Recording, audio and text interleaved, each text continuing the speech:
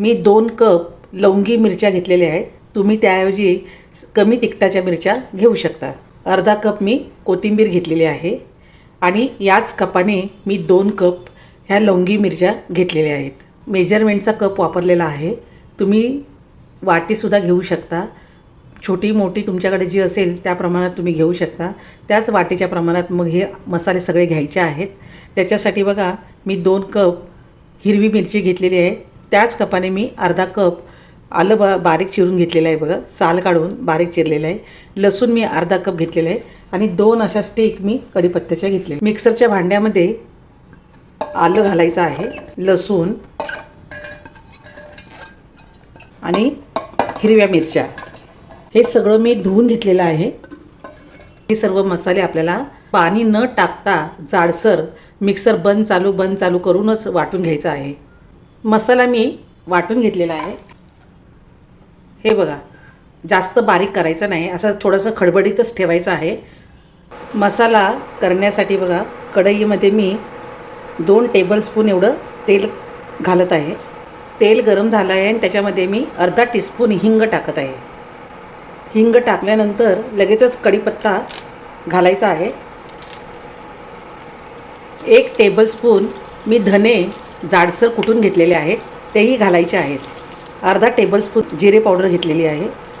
अर्धा टीस्पून गरम मसाला पावडर, अर्धा टीस्पून हळद. हे सर्व थोडंसं परतून घ्यायचं आहे. हिरवी मिरची, आलं, लसूण हे जे वाटलेलं आहे ते आता याच्यात घालायचं आहे.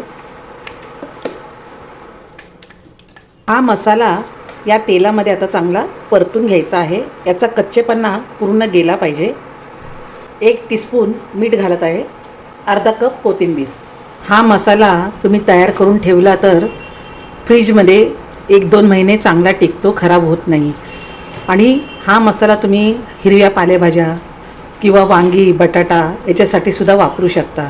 मी बटाटा करत असाल तर त्याच्यासाठी तर हा मसाला परफेक्ट आहे. मसाला मी स्लो टू मीडियम गॅसवर हा परतून घेत आहे. पण परतताना इतका सुगंध पसरला आहे, मसाला चांगला परतला गेला आहे, याचा गोळा व्हायला लागला आहे.